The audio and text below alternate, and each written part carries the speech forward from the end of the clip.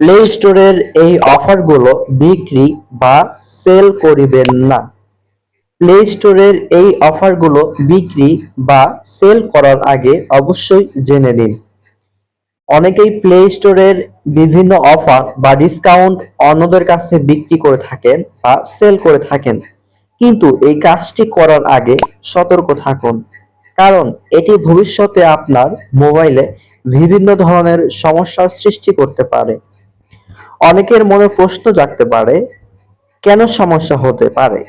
কারণ এই ধরনের অফার ব্যবহার করা বা বিক্রি করার জন্য অনেক সময় প্লে স্টোরের কিছু সেটিংস পরিবর্তন করতে হয়। এমনকি অনেক ক্ষেত্রে লোকেশন বা দেশের আইপি পরিবর্তন করতে হয়। মূলত অন্য দেশের আইপি ব্যবহার করার মাধ্যমে এই অফারগুলো সেল বা বিক্রি করা হয়ে থাকে। যখন আপনি দেশের লোকেশন বা আইপি পরিবর্তন করবেন, তখন আপনার প্লে স্টোরের সেটিংস পরিবর্তিত হয়ে যাবে। ফলে আপনার প্লে স্টোরে অন্য দেশের নিয়ম অনুযায়ী কাজ করতে হবে। এর ফলে যেসব সমস্যাগুলো হতে পারে, কিছু অ্যাপ প্লে স্টোরে আর দেখা যাবে না আপনার ক্ষেত্রে। অনেক অ্যাপ ইনস্টল করতে গেলে আপনার সম্মুখীন হতে পারে। আপনার প্রয়োজনীয় অনেক অ্যাপ আছে যেগুলো আপনি ইনস্টল করতে চান।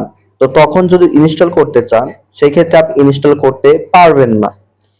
কিছু ব্রাউজার বা অনলাইন সেবার ক্ষেত্রে বা অনলাইন কাজের ক্ষেত্রে আপনার সমস্যার সৃষ্টি করতে পারে। যে দেশে লোকেশন ব্যবহার করেছেন, সেই দেশে বিধিনিষেধে আপনার অ্যাকাউন্ট প্রভাব ফেলতে পারে। আপনি যখন আইপি চেঞ্জ করে অন্য দেশের লোকেশন যখন সেট করবেন, সাথে সাথে আপনার সেটিংস পরিবর্তিত হয়ে যাবে। ফলে অন্য দেশের আইপি আপনার মোবাইলে কানেক্টেড হয়ে যাবে। তো সেই দেশে কিন্তু অনেক অ্যাপস আছে যেগুলো পারমিশন দেওয়া নেই, সেগুলো ব্লক করা হয়ে থাকে। তো এই ক্ষেত্রে কিন্তু আপনি সেই অ্যাপস গুলো আর প্লে স্টোর দেখতেও পাবেন না, ইনস্টলও করতে পারবেন না।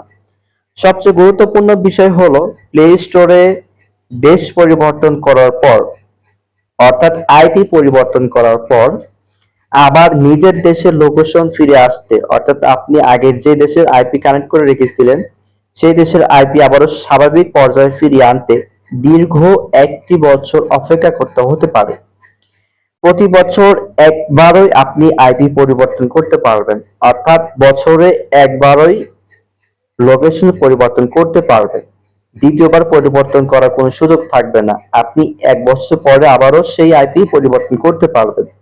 তাই না বুঝে এই ধরনের অফার বিক্রি করা, ব্যবহার করা থেকে বিরত থাকুন। সচেতন থাকুন, নিরাপদ থাকুন। ধন্যবাদ ভিডিওটি সম্পূর্ণ দেখার জন্য।